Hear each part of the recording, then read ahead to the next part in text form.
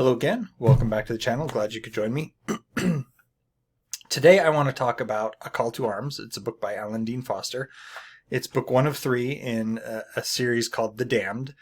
And I have enjoyed several books by Mr. Foster. Sci-fi, as I've mentioned before, isn't really one of the genres that I prefer. But that isn't to say that I'm not open to exploring other genres. I've found over the years several books in several different genres that I very much enjoy, and so A Call to Arms was one that I kind of liked the look of the picture on the front, and that's why I decided to read it. It's kind of funny, the old saying about you can't judge a book by its cover.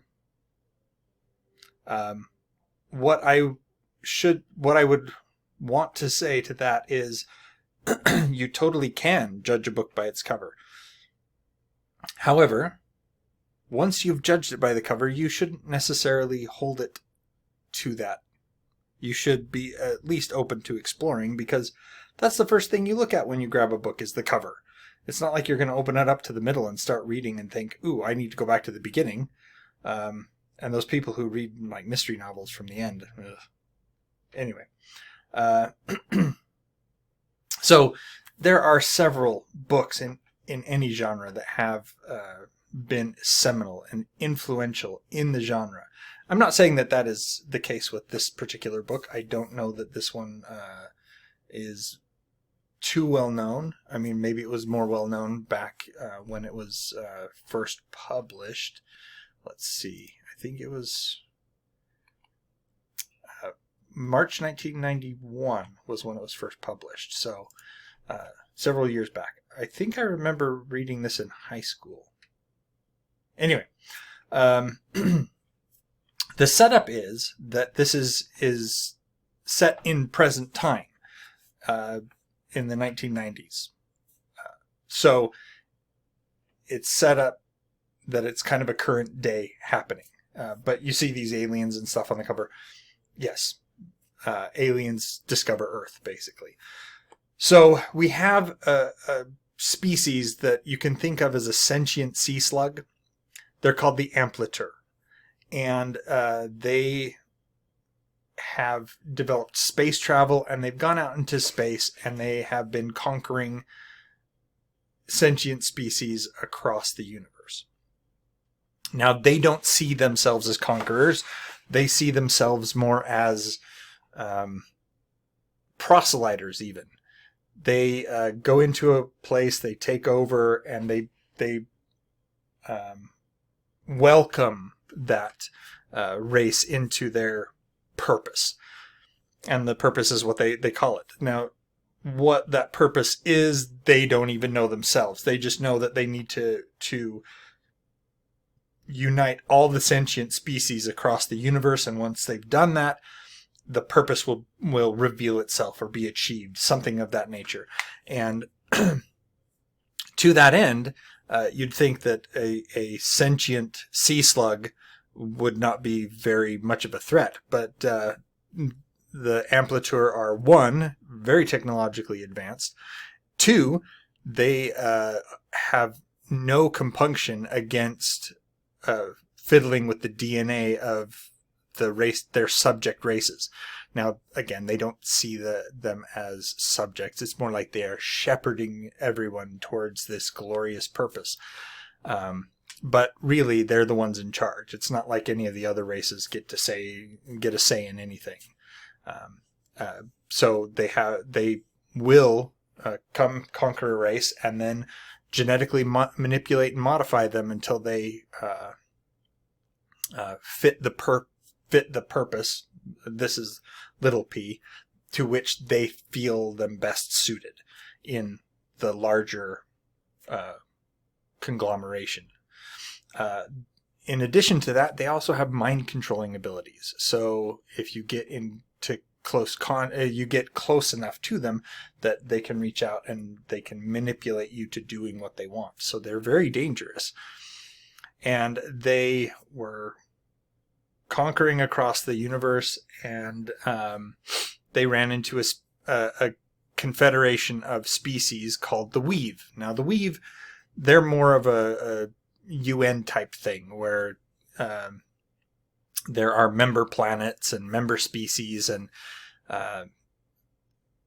the members are roughly equal to each other. Now, it could be that certain race is more, because of their evolutionary biology, they're more suited to one thing or another. They have races that are more suited to diplomacy, more races that are more suited towards being soldiers and being aggressive. But even to them,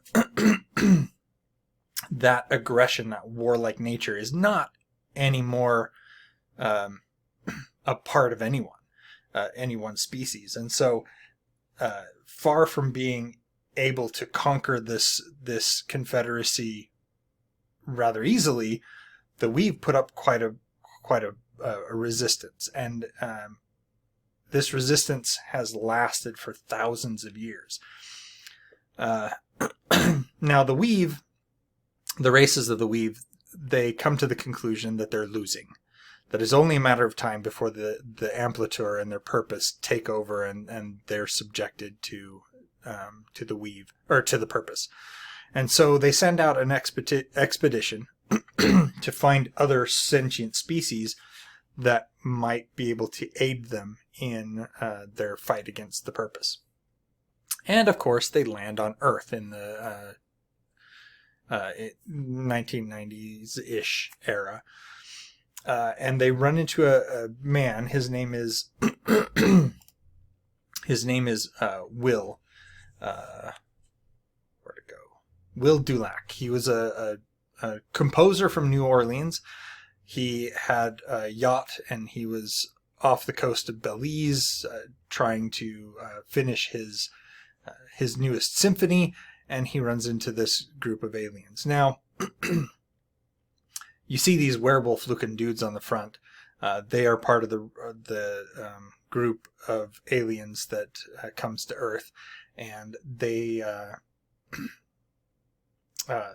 the most warlike of the races that belongs to the Weave.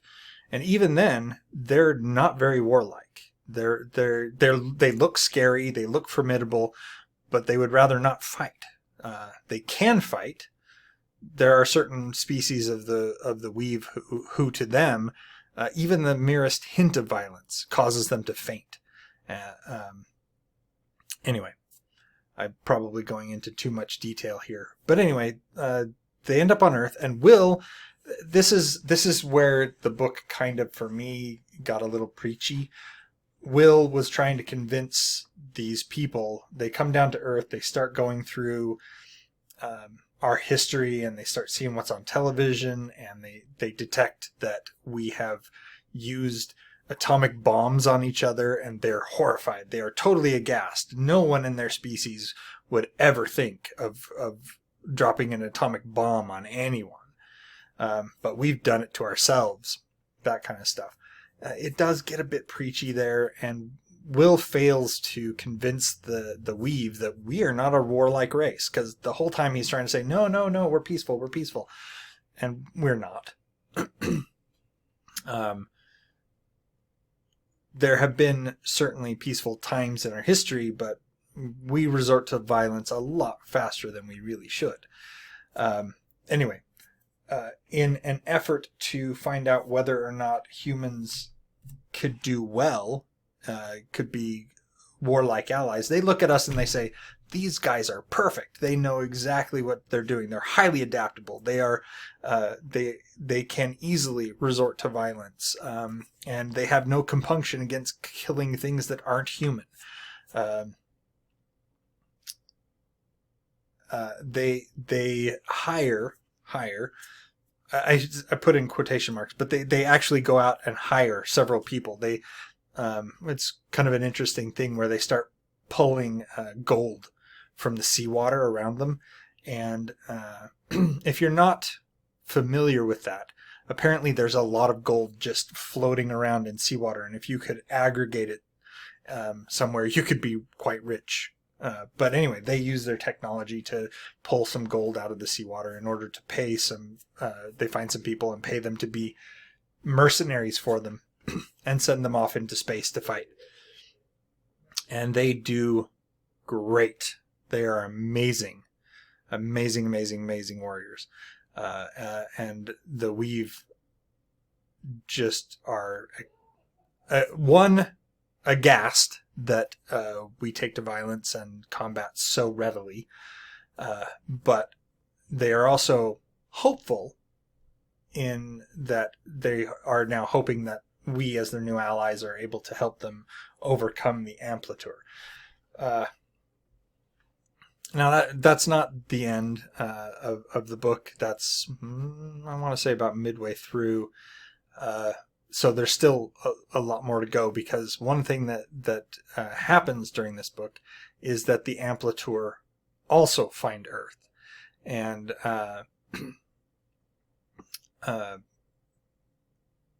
they come to Earth to try to make it so that the Weave can't recruit us. They're like, well, they've seen what the few human mercenaries have been able to do, and they're scared because these human mercenaries are really good, really good.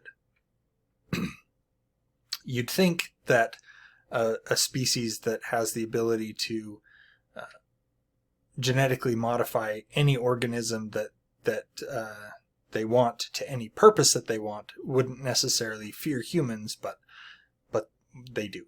Anyway, I did enjoy the book. Like I said, there was a part in kind of the beginning-ish area where it got a bit preachy in my mind, where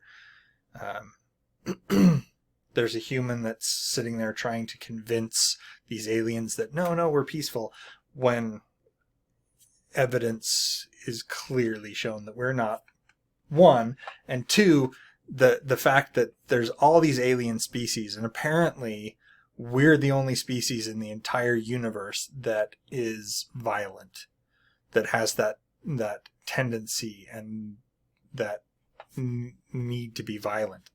I don't know. It just seems a little bit too idealistic to me that we would go out and we would find species in the galaxy that, oh, we're peaceful. We've never had a conflict or a war in our entire existence. And it's like, really? That just seems... And maybe I'm just approaching this from kind of the human perspective, where to me that just seems really dumb that you would have no conflict, no major conflict among your species ever. Or that it was so far in the distant past that you've evolved beyond violence. I don't know. I think that's just a little bit too idealistic to be a reality. Anyway, that's it. If you've read A Call to Arms, if you've read anything by Alan Dean Foster, hey, let me know. Let me know what you thought of this. I was intrigued by a criticism that I read when I was redoing my research for the book. From the Kirkus reviews, apparently it criticized the first book, A Call to Arms, as having no plot or action. I think it had a plot. Maybe it was the weakest of the three. Publishers Weekly apparently praised the second book as being an improvement over the first and having more depth.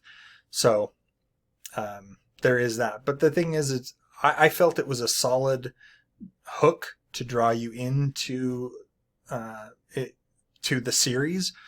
It may be that it was the weakest offering of the series, but at the same time, it still pulled you in and got you interested and enough to move on to the second book. I have reviewed. I don't remember what it's called off the top of my head now.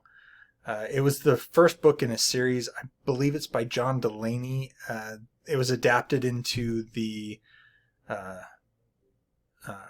into a movie series with Jeff Bridges, I want to say. where he played a monster hunter, and he recruits an apprentice to go along with him, and they hunt down witches and other things that go bump in the night. And the first book I thought was awful. The second book really improved, but if I didn't already own the second book, I never would have tried to find it and read it. The first book just put me off the series. This, like I said, it may be the weakest book in the series, but it didn't put me off of reading the rest of the series. So, like I said, if you have read this, let me know. Let me know what your thoughts are on the book. Like, share, subscribe, all that other stuff. And until next time, enjoy what you're reading.